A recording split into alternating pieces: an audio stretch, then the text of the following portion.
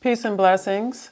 We're going to be delving back into the horse. So we've been looking at verses where the horse is mentioned in Scripture and its relevance to those verses. So today we're going to take time to look at another verse that includes this concept of horses in the Scripture. And this is going to be verse 1764.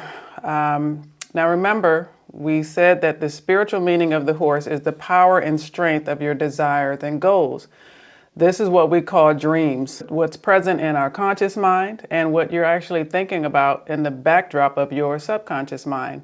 That usually reflects something you really want to do, a major goal that you have in your life. So that's the dream, and the horse is symbolic of this power and strength.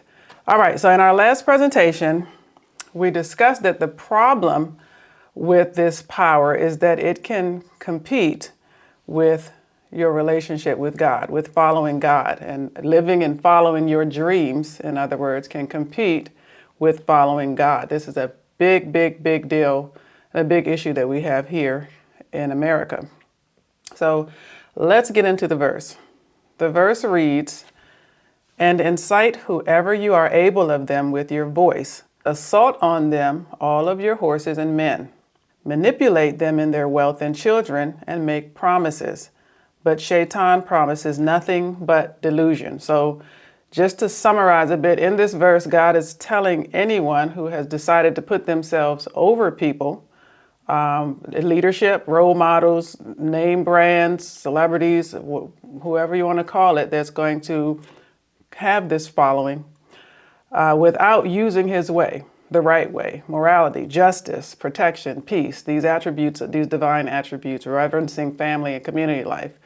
Whoever wants to do this without that, it's actually explaining how it's done, what this trickery is, right? So I've titled this Bad Dreams. This is what in Scripture we would call a bad dream. So it introduces Shaitan, right? This behavior of leading people away from the natural and upright way of doing things and away from their excellent potential that God has already created for the human being, right? So how do dreams play into this? And what's the scheme? That's what we're going to be looking at.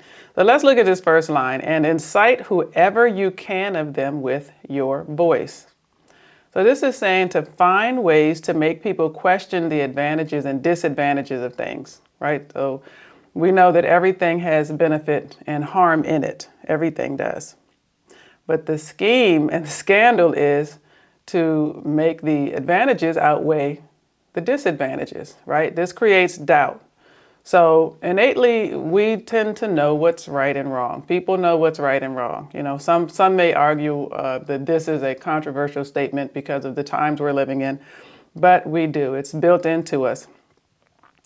But if someone can make you unsure about that, right, now they can open you up to things. So here's an example. We're going to follow this example just so that we can stay on track here. So you need to buy a car. Right? You've got a budget of $500 a month for your car note. So suddenly you start seeing these commercials and movies and advertisements that make you question what's reality and what's not. Is this $500 really $500? Because now I'm thinking about getting this car. So it just starts showing you all the advantages in the commercial of buying this car that you can't afford. You get to the car dealership and you've got these two voices in your head. The voice of your true reality and the voice of how can I make this work? I got $500, but let me see. So it sounds like a gamble because it is, but to provoke you. So some other examples were, you know, you're fine with how you look. You start seeing commercials, movies, and listening to songs and things. And all of a sudden you're questioning if your nose is too big. You know, do you need bigger lips? Is your behind too small? Is your skin color just not quite the right hue? You know, your hair texture, the size house you have, you know, whether your husband is masculine, whether you're masculine enough. Goodness, I mean, whether you're pretty enough. I mean, you just suddenly start questioning these things that you were doing okay, right? So this is This is the initiation of this. Now we're going to get to what this has to do with dreams, and you'll understand it very clearly because you see it all around you. So the next line says, assault on them, all of your horses and men. So use the strength and power of your dreams, your wildest dreams. Dreams are what make us different from animals. Animals don't have dreams, right? But mankind, we have big dreams. Okay, you got people wanting to be doctors, football players, basketball players, entrepreneurs. Some person, decided they wanted to have the biggest car brand in the world. That was their dream. Mercedes, Tesla, BMW, there are several of them. Some person decided they wanted to have the biggest cereal brand, Kellogg's. That was a dream. The most exquisite handbag you can think of, Louis Vuitton, that was somebody's dream. And literally everywhere you look, you see people's dreams. Okay, you see people's dreams. But then there's the reality. So what are we talking about? Things that are backed up by truth and science and math, okay? You have $500. We're going to keep going back. That's the truth, okay? This is what you're supposed to be living your life based on, the truth. What are you about to put yourself into? Are you going to stick with your reality and the real world, or are you going to put yourself in a situation? So it's saying use these dreams of yours, your horses, and it says your men. So who are these men? So this is easy. People that support your dreams, right? So every dreamer, everyone that has a brand, a leader, a role model, etc., that you've ever heard of, started with a dream, then a team. That's where you get this idea, the dream team, these terms, and there are many terms like this in the English language that support these ideas. These are kind of like foot soldiers in scripture, right? The dream, the marketing team, this is the dream team, the advertisers, these are the legs of the dream, the legs of the horse, right? If we're sticking to the symbolism. But these people, they sit around reflecting on the dream. This is their job, is to sit around thinking about how they're going to carry this mission out. So if you recall in our last talk, we talked about Solomon's horses and the legs and how that symbolized reflecting this disposition of the horse and symbolism, what you stand on, your comings and goings. So assault them with this, assault. Now, this is the English word, assault. So what is being said by assault? Okay, in the scripture and in the context, right? To subjugate people by causing them to become attracted to you. This is considered an assault. You cause them to become attracted to you, right? So the people really didn't want to follow you. Like I said, we were doing just fine. Your leadership, your brand, your celebrity, they probably didn't want to follow you, right? But you made yourself look better than you really are. Right? You made that brand look better than it really is. Your situation, look better than it really is. Whatever that situation may be that you're trying to influence people with. But you're confusing people in the benefit and the harm of things. So now they're turning to you over what's right and what's logical and what's natural and rational. This is a trick, and it's something, like I said, in our society, my goodness, I mean, this trick is every day, everywhere you turn.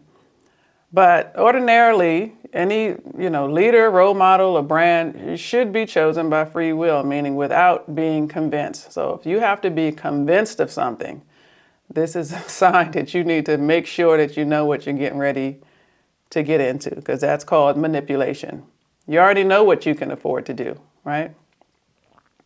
So incite whoever you can of them with your voice, instigate something, whip something up, get something going so that there's doubt. And just think, we're heading into election time. So all of this should be very relevant. But what in your life did you choose to follow versus what you ended up participating in? I'm going to pause there. What in your life did you choose to follow versus what you just ended up participating in? This could be relationships. A lot of us fell into relationships. You have the term falling in love. What did you fall into, right? Versus what you actually decided. That is a tough question when you're thinking about, your life here in this society. So let's get back to the car example. You go to the dealership after seeing all these commercials, movies, etc. You're no longer sure about what's going to happen when you get there. That's just what it is. So you get inside the dealership with your $500, but it looks like you've entered a whole new world, right? You walked into the dream. You got cars lined up, shining. I don't know how they get the angles right on these cars, but they're just sitting there kind of looking at you, right? They've been meticulously cleaned. They're on the floor. They're hanging from the ceiling. It's pictures on the wall, and you got these amazing, the legs of the organization. My goodness, these amazing legs, right? These people dressed to the T in suits, hair combed perfectly. You've entered the dream, okay? They look amazing. They smell amazing. And they start offering you, beverages and condiments. And I don't know if you've ever been to like a really expensive car dealership, but they'll start offering you wine, God forbid. But, it's like Charlie and the Chocolate Factory. You're surrounded. This is the assault, okay? You're being ganged up on, and it's overwhelming, and you're about to make a decision that you really don't want to make and shouldn't be making, right? And this is by definition, it's an assault, right?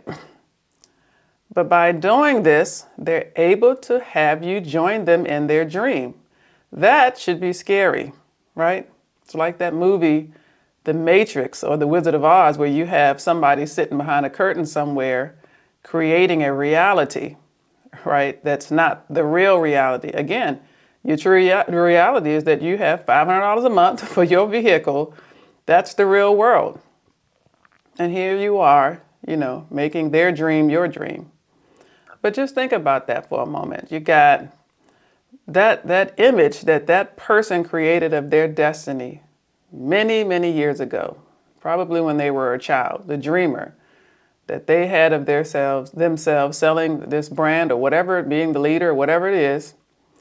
You've become a partner in their dream. You're the face on the other end of the transaction in a false reality, right? False reality meaning it's not your true situation, right? It's not based on being rational and logical, okay? That's the truth, right? So that is the definition of false reality, just so that it's clear. So the next line, manipulate them in their wealth and children. So in the context of Scripture, this word manipulate is to make someone a partner. So set yourself up as partners with them in their wealth. That's what it's saying. This means sell the dream so that they can buy into it. They can become a partner, right? So now you've bought this car.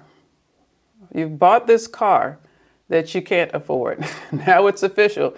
You are living in their dream. So to live in reality would have been to buy the car that you could realistically afford, right? So you would be subject to that circumstance. So this is where it gets kind of interesting. So if you live within your means, okay, and you're dealing with numbers, again, this is God's reality, math, science, creation, then you can kind of sort of, know what's going to happen next. You can kind of predict things, and you can, make yourself promises that actually may come true because the logic is there. But what happens when you enter someone's dream, right? You don't have math and science and things on your side anymore. You've left that when you overspent, okay? So now you're subject to whatever happens in dreams, okay? So whichever ways things happen in dreams, it's unpredictable. You don't know what this is going to cost you later. So it's a really big gamble, and we've all done it, right?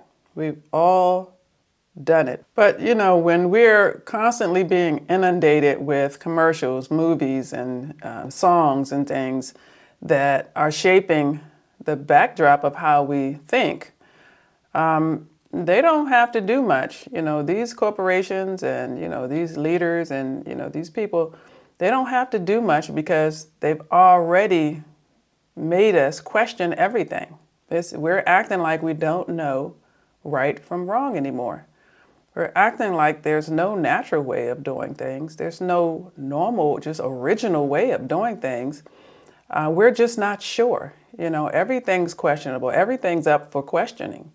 But this is a mistake because there is a way to do things. Again, God's way, stick to the science, stick to the rational. Even that's questionable. What's rational? And it's too bad because there's logic, there's a reason, sound logic and reason and a way to live your life. But you have to believe, you have to have some sort of guidance that you can turn to, that you believe over everything else. Otherwise, why can't anyone at any time come to you with anything, right? And that should be scary. That should be very scary, especially in today's world. It's so bad at this point. You know how back in the day, like if a guy wanted to get a girl, he would have to really impress her. He'd have to come from a good family, have to get a good job. He'd have to show up, like really show up to get the girl. But now everything is kind of like the opposite. You don't really have to do much at all because the person is already conditioned to make the wrong choice. You're conditioned to just enter somebody else's dream and someone else's reality. And it just becomes yours to the point where you don't even get a chance to have your own dream. A lot of us don't even get a chance to have our own dream because we're living in so many other dreams. We're occupied by being in other people's dreams. But yeah, we're in a pathetic state in a lot of ways. When you're thinking about that and you're thinking about all of the unbelievable things people are pushing now and financially supporting and how these things are being pushed on to our children, these concepts, these ideas, these brands, and these role models, etc., we would never have accepted this stuff if we were in our right mind, our upright mind, right? This is what we call being on the straight path. Okay, so make the decision. You can live in a dream reality or you can live in God's reality, right? Which one do you want to do?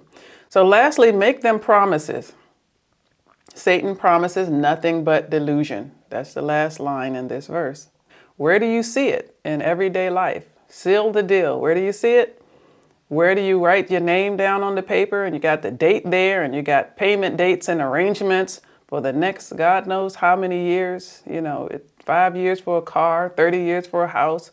Who knows what the record contract, terms were, but we don't read the fine print. This is a big problem that we have. You need a lawyer, it costs a lot of money. But how often are you signing something that is it's a major life decision and you're not really looking at the fine print much, right? This is the contract. This is the promise, okay? And this is how so many dreams turn into bad dreams, okay? Why are you buying a car at 20% interest or 10% interest even, But you're doing it.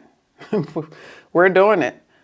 But just ask the people in the music industry, the sports industry, and in any industry dealing with money and contracts, okay? You have to know what to look for. But even the product industry, you've got these labels on your product that has all the advantages. It always looks perfect. They got the right colors, the right fonts on there, and the big bold letters that has all the advantages. But then there's this little section on it that tells you how terrible it is for you. I mean, we see that with medications. We see that on any label where there's harm there that could cause you to have a problem, but still you buy it and you use it, right? And that's not to say that that's always a bad thing, but we're talking about the person who wants to have followers, right? Have people purchasing their stuff, right? Have people listening to them that has these intentions and is willing to trick you in this kind of way. But, there's this verse in Scripture that says, I'm going to read it here. It says, I did not have any authority over you. I only called you and you responded. So don't blame me. Blame yourself. I cannot save you, nor can you save me. So if you didn't know, this is Satan talking, right? So yeah, when you've signed that contract or when you've bought that product or whatever you've done, it's on you. You were told what the harm was, what the disadvantage was. It may have been in small print, but you were still told. But that's just the whole trick. So, so if somebody can give you good and evil and you still agree, then their hands are clean, right? So I'm going to wrap up with that, and we may end up doing one more verse on the horse, but our next animal of focus in scripture is going to be on the pig. It's going to be very good. So be sure to subscribe if you haven't subscribed already, and stay tuned. Peace and blessings.